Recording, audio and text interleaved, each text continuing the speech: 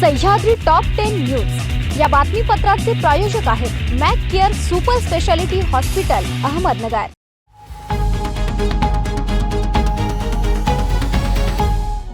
नमस्कार, मी पूनम। आपण पाहत आहात न्यूज 24 सह्याद्री। पवित्र अहमदनगर जिल्ह्यातील महत्त्वपूर्ण बातम्यांचा आढावा सह्याद्री टॉप 10 न्यूज मध्ये। महिला आणि महिलांचे प्रश्न हा माझ्या जिव्हाळ्याचा विषय आहे। जनतेच्या पाठिंब्यामुळे मी कोपरगाव मतदारसंघात कोट्यवधीची अनेक विकास कामे केली। गोरगरिबांचे अश्रू पुसले। राजकारणात काम करता करता अनेक अडचणी येतात, पण त्यावर मात करत निस्वार्थी भावनेने माझे समाजकार्य व मतदारसंघातील जनतेचे प्रश्न सोडविण्याचे काम सुरूच आहे। महिला सक्षमीकरणासाठी व समाजासाठी मी माझे आयुष्य वाहून घेतले आहे।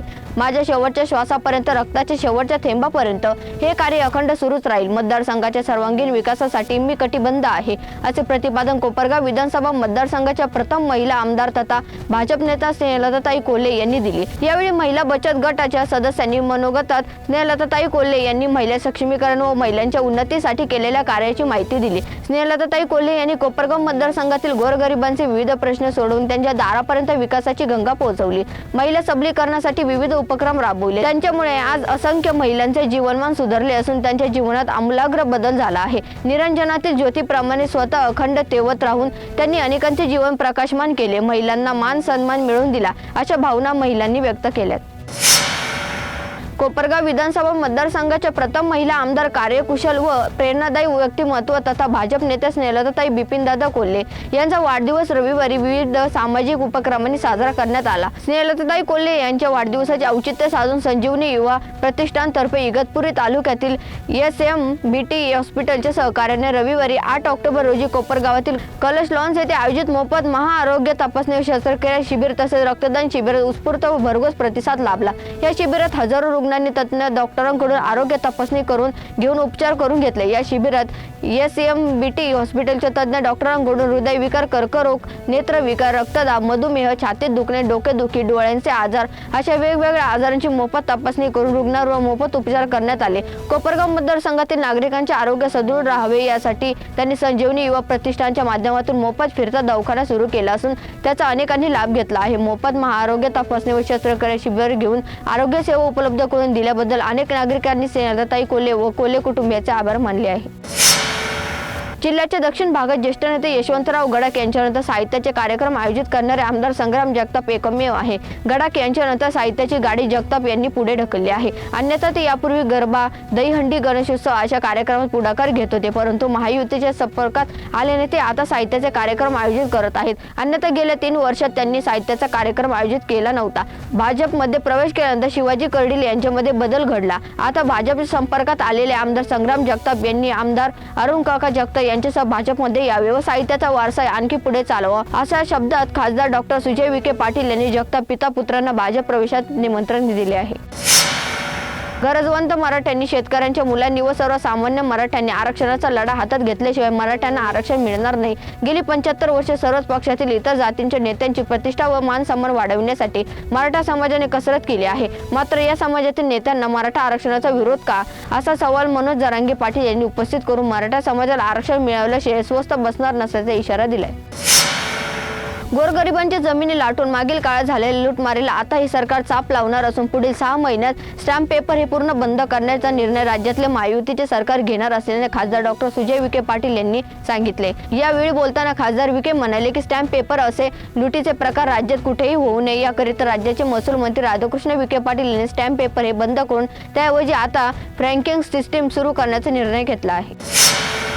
सह्याद्री टॉप 10 न्यूज मध्ये घेऊ एक छोटीशी विश्रांती।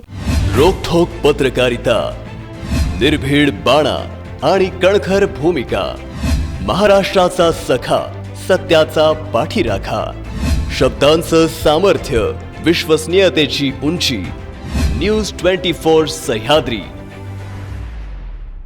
विश्रांतीनंतर तुमचे पुन्हा एकदा स्वागत। पाहूयात पुढील बातमी।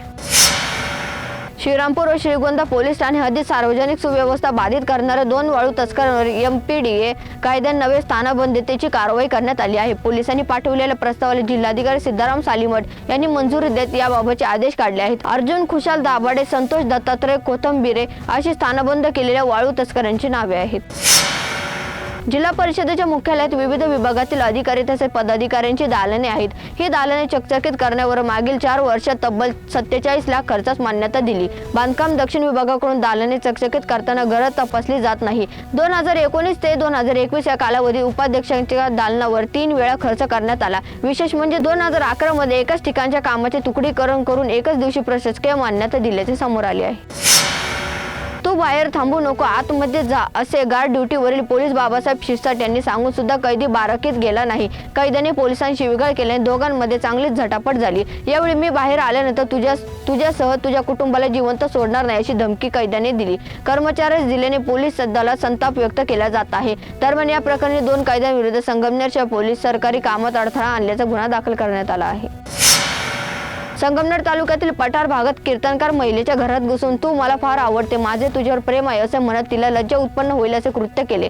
महिलेस दमदाटी केली. येण्या जाण्याच्या रस्त्यावर दगड व काटे टाकून रस्ता अडविला. पतीसह महिला समजावून सांगण्यास गेली असता तिच्या पतीला शिवीगाळ दमदाटी करून जीवे मारण्याची धमकी दिल्याने खळबळ उडाली आहे. या प्रकरणी महिलेच्या फिर्यादीवरून घारगाव पोलीस ठाण्यात 8 जणांविरुद्ध गुन्हा दाखल करण्यात आला आहे. नांदेडसह महाराष्ट्राच्या शासकीय रुग्णालयामध्ये मृत्यूचे तांडव झाले. ही परिस्थिती नेमकी का उद्भवली? नेमके दोष कुठे होते? औषध पुराव्याची स्थिती काय होती? यंत्रणेमध्ये इतका गलथापणा का आला? या प्रश्नाची खरी उत्तरे महाराष्ट्राला हवी आहे. सरकारने आरोग्याची श्वेतपत्रिका काढून महाराष्ट्रासमोर सत्य मांडावे अशी मागणी काँग्रेस विधिमंडळ पक्षाचे नेते आमदार बाळासाहेब थोरात यांनी केली आहे. सह्याद्री टॉप 10 न्यूज मध्ये ते सांगत मात्र तुम्ही पाहत राहा news 24 Sahyadri. Sahyadri top 10 news या बातमीपत्राचे प्रायोजक होते Mac Care super speciality hospital Ahmednagar. शब्दांचं सामर्थ्य, विश्वसनीयतेची उंची. न्यूज 24 सह्याद्री.